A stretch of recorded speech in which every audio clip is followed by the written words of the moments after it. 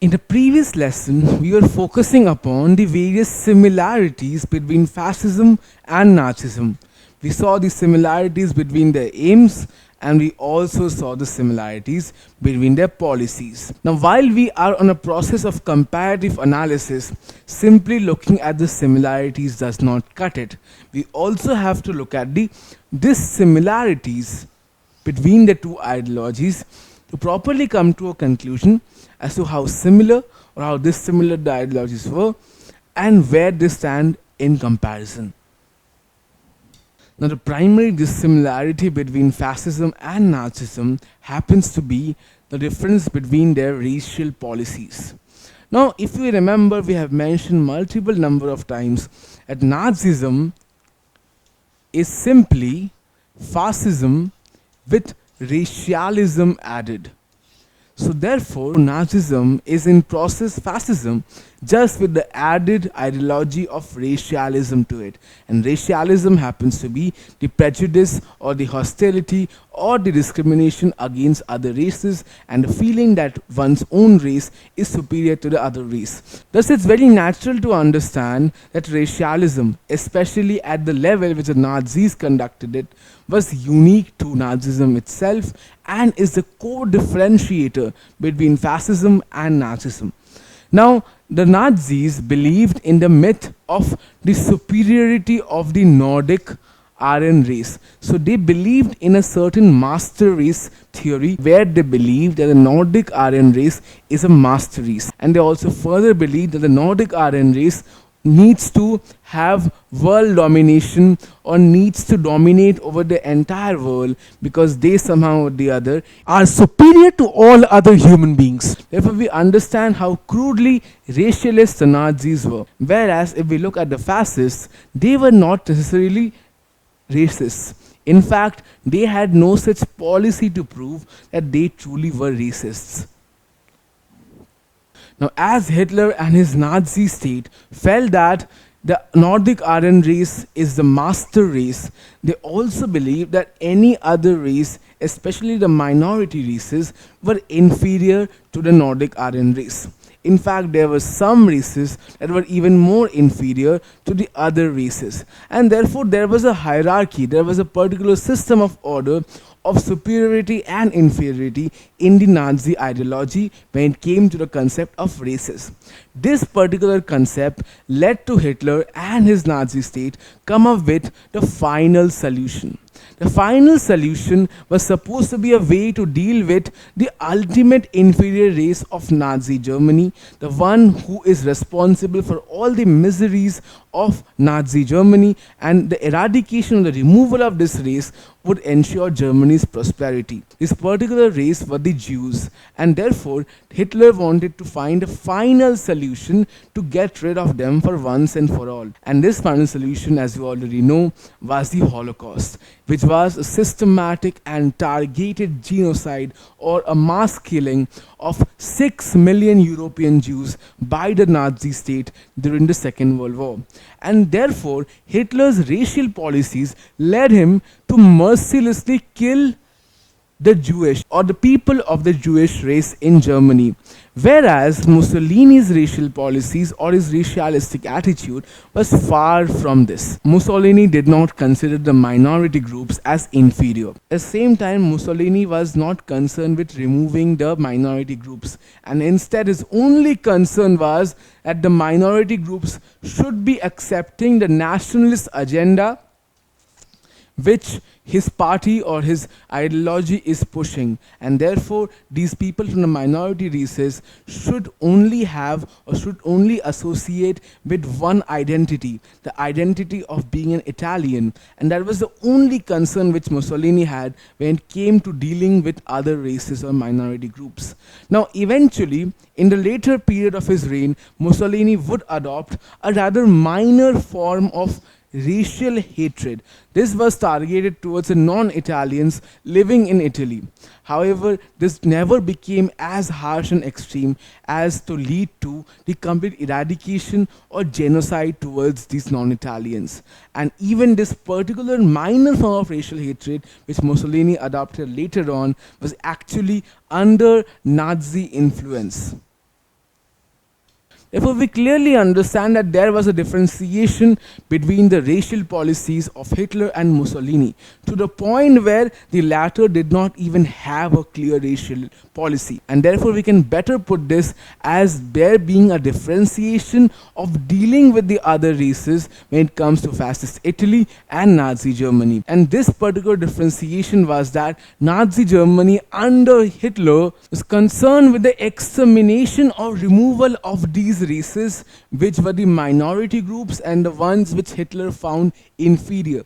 And this extermination or removal even went to the extent of involving genocide or the mass targeted and systematic killing of these particular communities. So therefore, Hitler's racial policy wanted the eradication, the complete extermination of these minority or inferior groups, the complete removal. Whereas Mussolini's fascist Italy had no concern with the complete extermination of the races and rather believed in the extermination of the culture surrounding the minority races, or the extermination of culture surrounding these various races. So what Mussolini's fascist Italy wanted to do was to get rid of the diversified racial identities belonging to these minority races, also to get rid of various languages spoken only by certain races, and similarly also get rid of such similar cultural symbols and religious symbols that belong to these particular minority races, so that there remains no such racial identity anymore, and the only identity remaining would be the national identity, which would lead to a unified Italian national culture. So what Mussolini wanted to do was to exterminate or remove this minority or racial culture around the races, so that only a national identity remains, and this would help in the formation of a nationalistically awakened and a unified Italian national culture. Now, the extermination of culture, while it does not sound that violent, actually did involve various violent and inhumane processes and methods, such as the destruction of religious buildings and symbols, the re-education or forcible re-education of the people belonging to minority races, so that a sense of nationalism can be forced down their throats, and also the forcible imposition of a national language on these minority races who could not speak that language. So all these methods and means were pretty violent and pretty inconsiderate, but it shies away in comparison when it is put in contrast of the Holocaust, which was a result of Hitler's racial policies. The Holocaust and its horrors we already have discussed, and here in this picture lies a small reminder of how deadly the Holocaust was. So in this picture you see what remains of the ones who died in the Auschwitz concentration camp,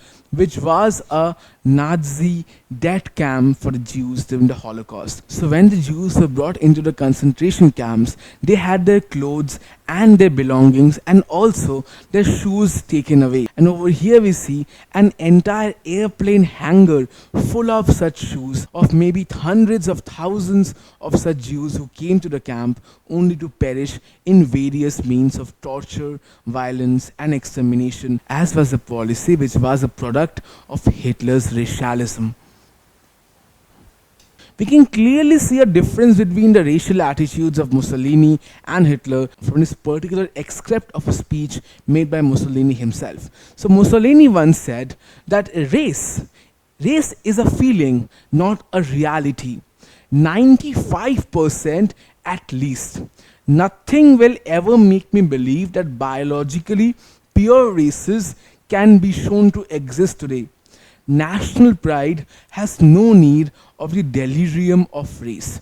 So over here we can clearly see that Mussolini is actually dismissing the concept that a biologically pure race can even exist at this day, because races biologically mix up over time, and therefore 100% biologically pure Nordic Aryan race or similar such pure or superior race cannot exist, because over time races have mixed within themselves to create impure races or to create mixed races. And therefore this entire concept of race is not a reality according to Mussolini, and it's more of a sentiment, a feeling. And therefore this particular sentiment of race has no space or no place in creating national pride.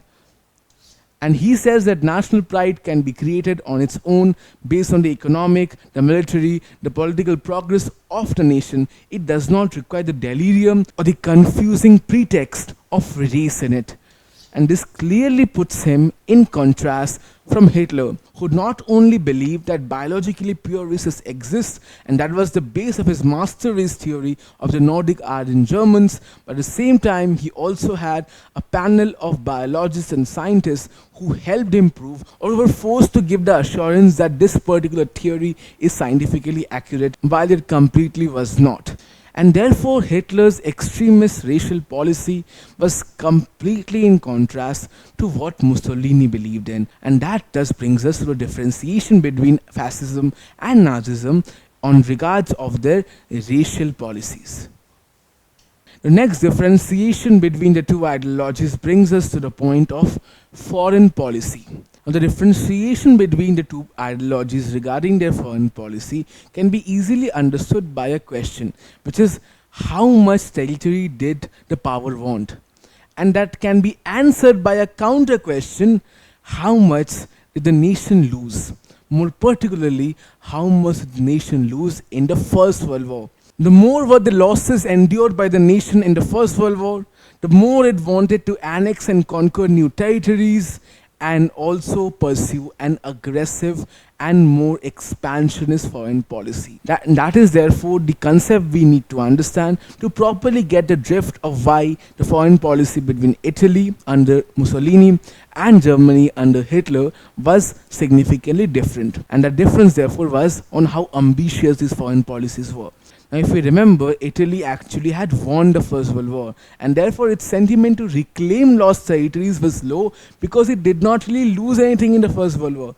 Rather, it actually gained new territories. But it was in this particular gain of territories where Italy felt dissatisfied, betrayed, and angry at the Allied nations, as the Allied nations had promised Italy more. So in this map on the left, you can see how much the Allied nations had promised Italy if the Allied nations alongside Italy win the First World War. So every area you see highlighted like this in green with the highlight around it is the area promised by the Allied nations to Italy. But in reality, when the First World War ended, Italy only managed to get limited territories, and that too, the remaining ones were put under the League mandate or under the control of Allied nations. This is what angered Italy. They felt betrayed, and this feeling of betrayal is what translated into an aggressive foreign policy of the fascist state when they came to power. However, what the fascist state wanted to gain was limited territories through her aggressive foreign policy. What were these limited territories? Practically, it was the bulk of those territories which the Allied nations had promised to her before the First World War but could not deliver. Particularly, all the other territories which it did not get. That was the territory which Italy wanted to gain, or Italy wanted to conquer now, as it felt it has a right on these territories because it was promised the same. To this was added Mussolini's ambition to conquer most of the Mediterranean region, which is the region that lies around Italy and is a coastal region of the entire Mediterranean Sea. Now, this was an ambition of Mussolini to reclaim the past glory of the Roman Empire. But this particular pursuit or this particular ambition was not followed through by Mussolini to that level, and even then the Mediterranean region shaded away in comparison when it comes to what the Nazi Germany had in its ambitions.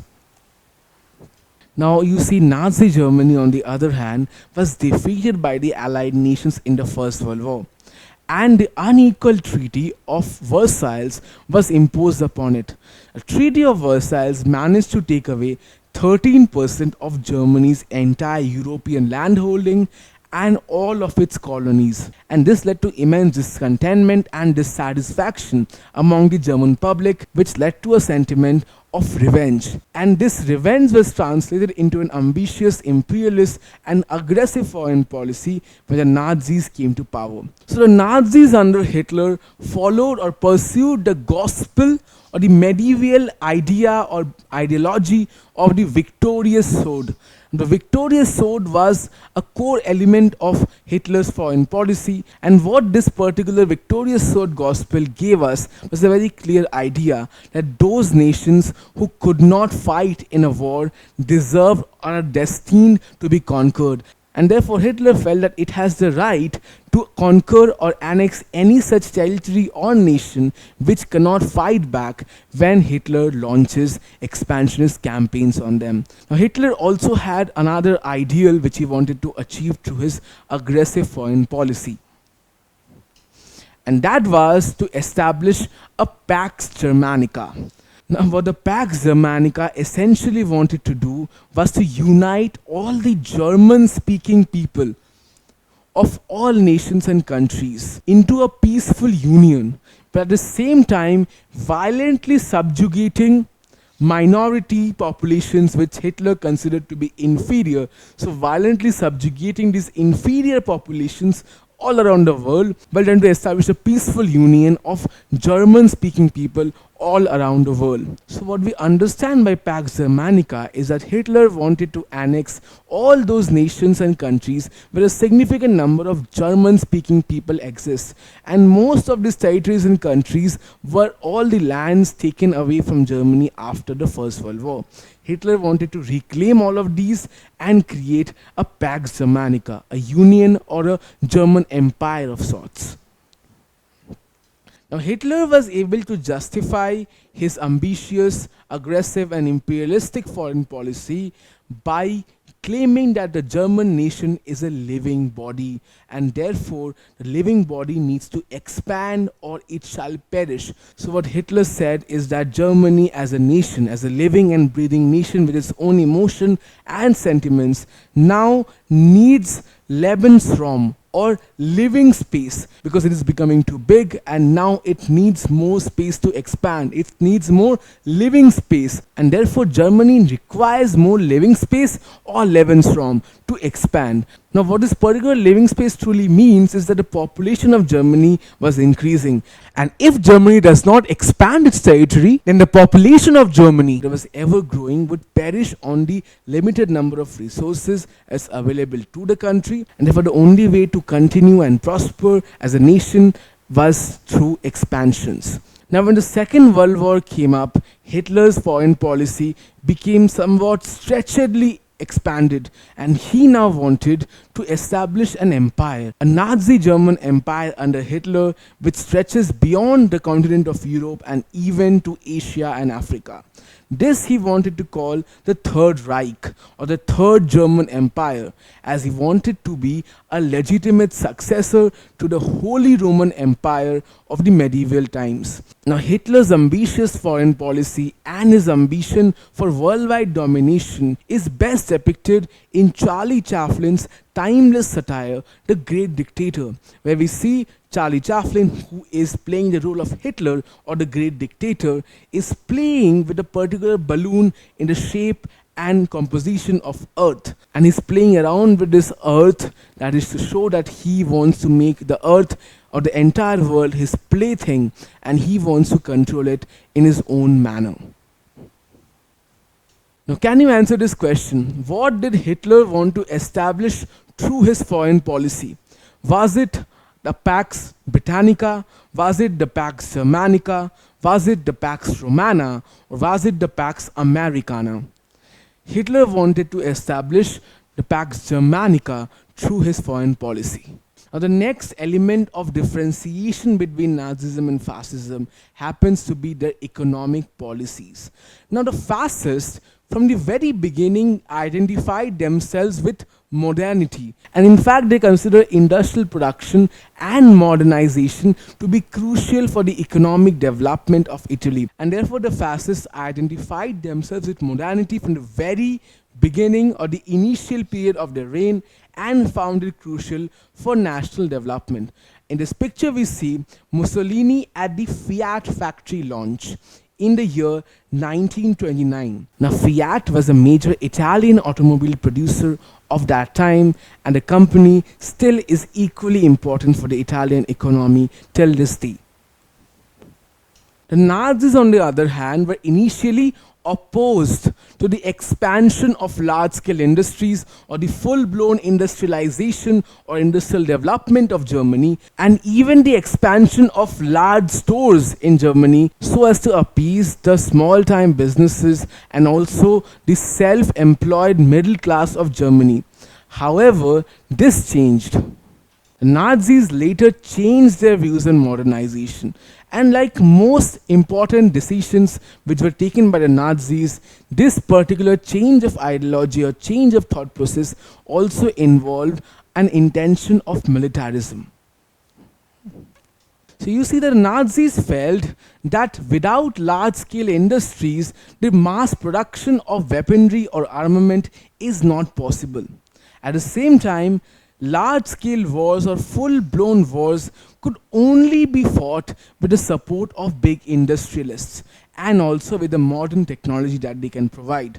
We already know how much on military strength Germany and Nazi Germany relied upon, and therefore, because the military future of Germany itself was reliant on large scale industrialization, Nazism changed its thought process and became pro industrialization and pro modernization.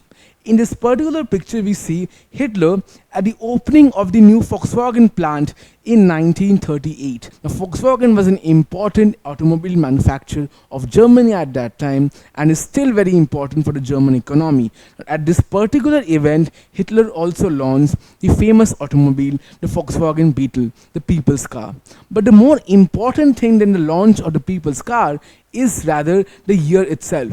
You see, this is in the year 1938, only a year before the Second World War, where Mussolini was actively involved in the promotion of Italian industrialization as the force of modernity in Italy since the very beginning of his rule, as we saw in the previous slide, how he was at the launch of the Fiat factory in 1929, which is 9 years before the opening of the new Volkswagen plant where Hitler made a speech. And therefore, what we understand is Nazism changed its mind regarding industrialization and modernization much later, whereas the fascists believed in it since the very beginning. Another difference in the economic policy between the two ideologies comes to the concept of corporate state. Now, we've mentioned how both the ideologies had corporatism in them. Now, corporatism is when a state is organized on the basis of corporate interests and on groups concerning these corporate interests. So a group of lawyers, a group of business owners, a group of doctors, they're all corporate groups, and society is thus organized on the basis of these corporate interest groups. So both of these particular ideologies believed in corporatism, but both had different interpretations and executions of them when they came to power.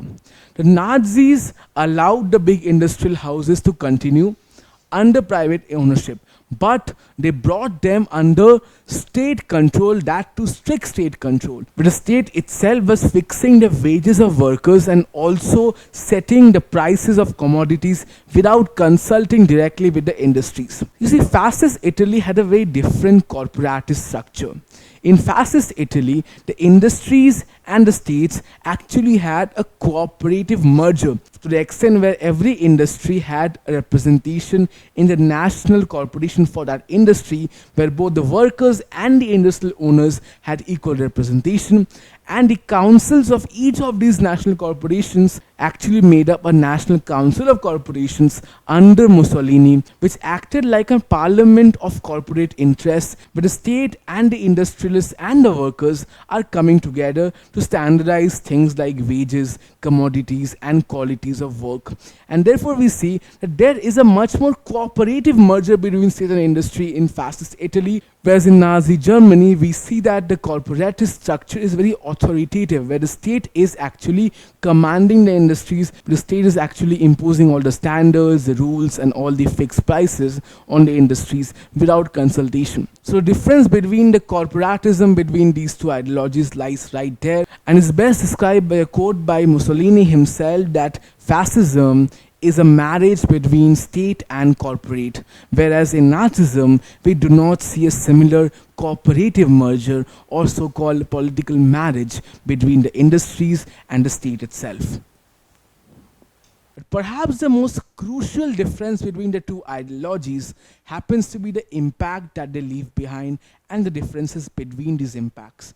Now, fascism, while being plenty impactful, could, however, only make a limited impact when it's compared to Nazism. Therefore, we understand that fascism, even though it had plenty impact, does not stand up in comparison to Nazism. Because whenever the name of Hitler, the word Nazi, or the symbol or the image of a swastika is presented to millions of people, it evokes fear and horror in the hearts of every single one of them. So we understand that only in this negative impact aspect, Nazism had far more of it than fascism could possibly have. Now, the primary reason why Nazism was able to have a more significant impact over fascism was because Nazism was led by a clear program to follow, and this particular clear program was set forward by Hitler himself in his autobiography Mein Kampf, where he presented some concrete principles for the future and the functioning of the Nazi party itself and the ideology of Nazism. And this particular clear program was something which fascism lacked or did not have, and it was only relying upon a set of loose ideals, nothing concrete. And this existence of a clear program helped Nazism gain much more recognition and give it much more popularity. At the same time, it also helped it leave behind a concrete trail, a proper legacy, no matter how negative that legacy might be. Now, while both fascism and Nazism were able to deal with all forms of political opposition, there was one form of opposition which is religious in nature, which impacted one of these ideologies more than the other. This particular interference or religious interference I'm mentioning is actually the interference from the Catholic Church, which fascism faced much more than Nazism did. You see, fascism faced opposition from the Catholic Church because the church was centered in Italy itself, and therefore it was in the way of Mussolini's ambition to have full control over Italy. Mussolini, throughout his reign, therefore, had to very carefully deal with the Catholic Church and often had to come up with appeasements to deal with the church.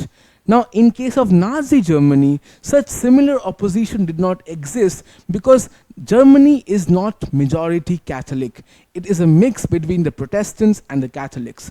And either of these two groups did not have similar organization as the Roman Catholic Church did to really provide any form of opposition or resistance to the Nazi regime. And therefore, German Protestants and Catholics could not provide such strong opposition to the Nazis. This allowed the Nazis to operate without religious interference, thus helping them in leaving behind a much broader impact. Now, perhaps the most crucial reason why these two ideologies differ in the impact they leave behind is vested in the leaders of these ideologies itself. You see, Mussolini was a shrewd, calculative, and convincing leader who managed to become the dictator of Italy. But his personality shies away in comparison when he's put on a scale with the personality, charisma, and convincing capability of Hitler himself. Hitler was able to do more than just influence people. He was able to command a cult of personality, where the people who followed him went to the extent of even worshipping him like a legend, a god, like a force of change. So Hitler's cult of personality itself was an immensely important reason why he was able to influence much more people than Mussolini could, therefore leading to Hitler having a much broader impact than Mussolini could. That brings us to an end of the dissimilarities between the two ideologies. the comparative analysis between Nazism and Fascism, and the chapter of the rise of Nazism and Fascism itself. So, in this particular lesson, we focus primarily upon all the dissimilarities that existed between the two ideologies to clearly get a picture of how similar or how dissimilar the two ideologies were. Don't forget to subscribe to our channel and hit the bell icon.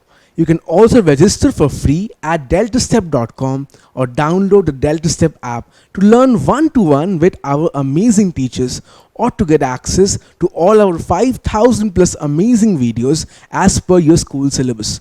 Master each topic with our adaptive practice technology.